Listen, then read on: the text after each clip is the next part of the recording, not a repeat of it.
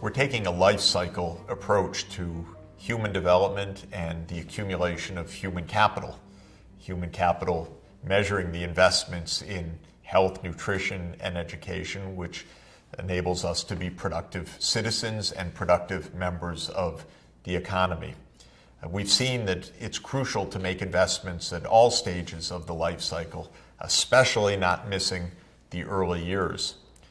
We've seen as well that primary education has gotten a big boost, especially during the Millennium Development Goal period.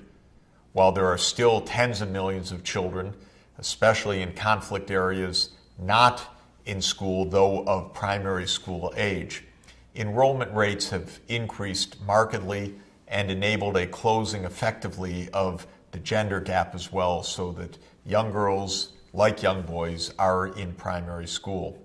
But we know that the investments in education have to continue, that there remains a significant gap into secondary education, which should, like primary education, be targeted for universality of coverage, access, and results during the next phase of the Global Development Goals as part of, presumably, the Sustainable Development Goals of 2015 to 2030. There's plenty of evidence that the benefits to society of helping the young people not only complete secondary school, but go on to higher education are very, very high.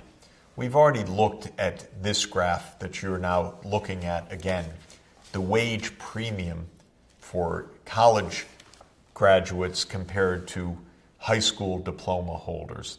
We can see, remembering the forces of globalization and technological change, how since 1979 onward, that wage premium for getting a university degree has soared. And this is a market signal, not only in the United States, but around the world, that to the extent feasible, children should aspire to complete primary, secondary education, and then go on for some kind of higher level education, whether vocational training, specialized skills, craftsman skills, artisanal skills, or to go on to a higher degree in a tertiary university.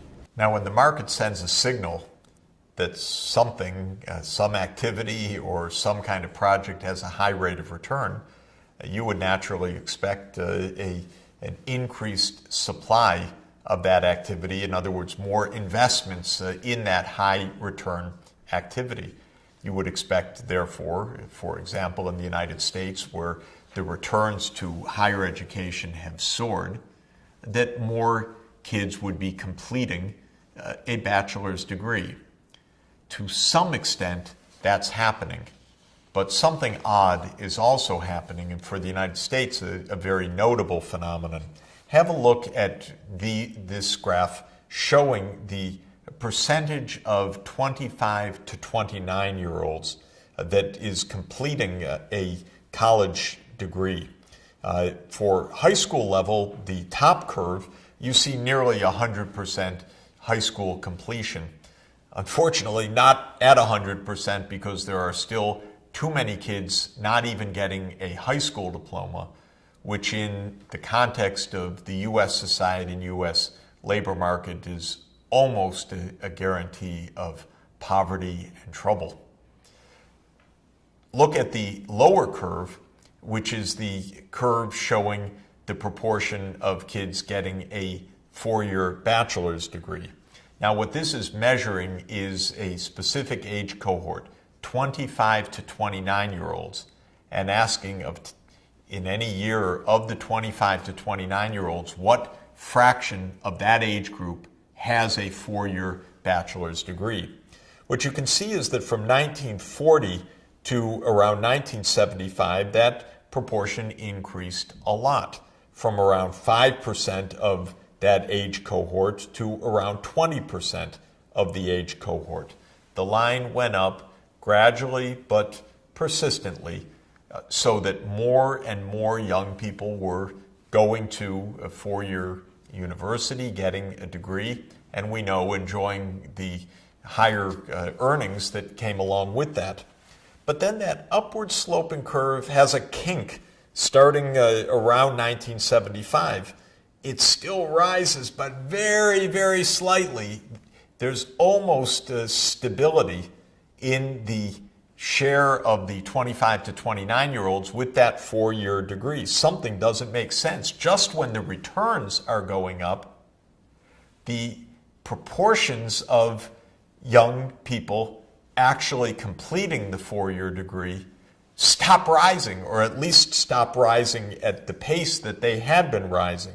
And so while a bit over 20% in 1975 have a four-year degree, by the time you reach 2009, 2010, maybe it's 30%, but it's not much above that. And so the proportions have really stopped increasing at anything like what we would expect from the signal that the benefits of going to university are so high. What's going on? Well, there's clearly some kind of bottleneck on the supply side. And the next graph gives us some suggestion of the nature of that bottleneck. Tuition costs are large and also rising. And so just when society ought to be helping young people to make that investment in higher education, tuition costs and bottlenecks in the university system are holding back the supply response. We see here the sharp increase of net tuition costs, in this case for public institutions of higher learning, and in general by almost any category. Again, in the U.S. context especially, there have been soaring tuition costs.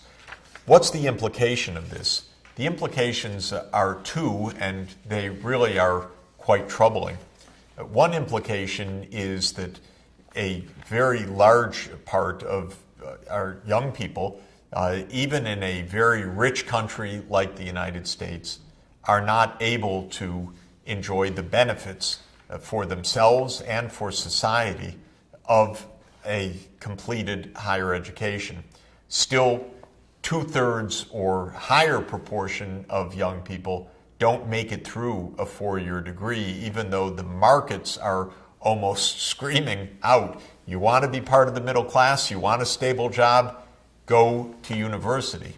But the tuition costs are so difficult that that proportion has leveled off. The second very troubling aspect of this is that those who make it, of course, are those who are coming from wealthy families. And so there is an exacerbation of income inequality in the United States and a reduction of social mobility as a result of this bottleneck. If one looks at the proportions of kids according to ethnicity that achieve a four-year university degree in the United States, of white non-Hispanic kids, it's something around 35%, with a tendency we've seen for that number to rise.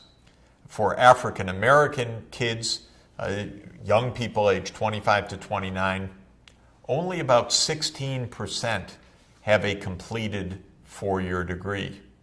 For Hispanic young people aged 25 to 29, it's only around 11%.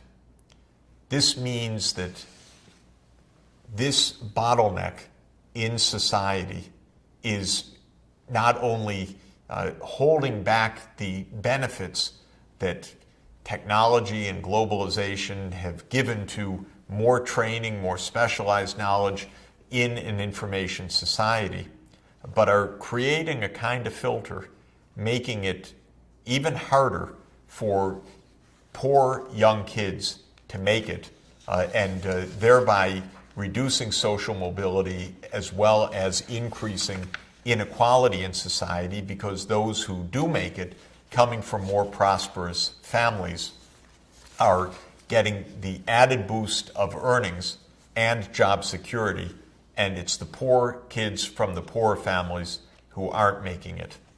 There's another irony to all of this, and that is that the mechanism that the United States at least has used to this point to address this crisis has really proven to be inadequate.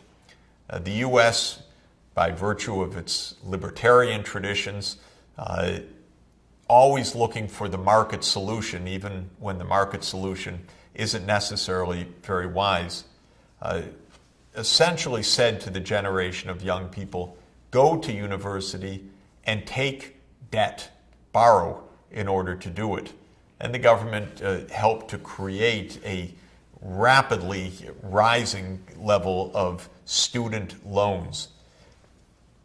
The double irony of this is, of course, it's the poor kids who take the loans because the kids from wealthier families are able to afford the tuition straight out, usually from the household, the parents providing the tuition. And the added burden, which has created a real mess for millions of young people, is that poor kids are taking student loans and then also not completing the four-year degree, maybe taking enough loans for 1 year or 2 years, but not able to make it all the way through university. Then the calamity is obviously multiplied because the benefits of those added years of schooling from the point of view of earnings are quite small, but the burden of the debt is enormous. And this graph that you're looking at shows how rapidly the debt has been growing in recent years, from an estimated $250 billion total of student debt in 2003 to 10 years later, a fourfold increase to the point where there is $1 trillion of student debt outstanding. Much of this debt owed by young people who did not complete a four-year degree and will not complete it and will not have the means, therefore, out of that expanded income to repay what they borrowed.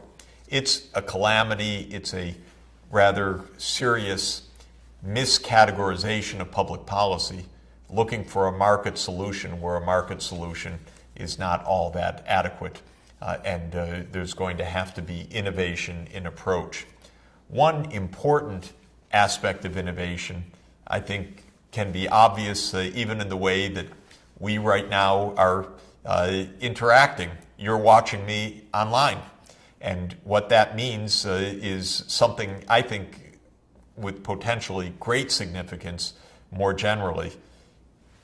Online information technologies, which continue to fall in price, and with new innovations of best ways to combine online and in the class and in-person education, give the chance to end that bottleneck through dramatic reductions of the costs of tuition, making it possible to reach many, many more young people, I hope, all over the world. We can envision within reach, I think, big breakthroughs in all of our access to new information, new ways to learn, new kinds of university settings that give us the hope that just as society and the markets are sending signals, gain skills, get an education, go for more advanced training, those same technologies that are giving the added returns to education are going to give us the ways to also give the added supply to make it possible for education to reach everybody using the wonders of information technology. Hope it's working for you because I hope that it can work generally for young people around the world.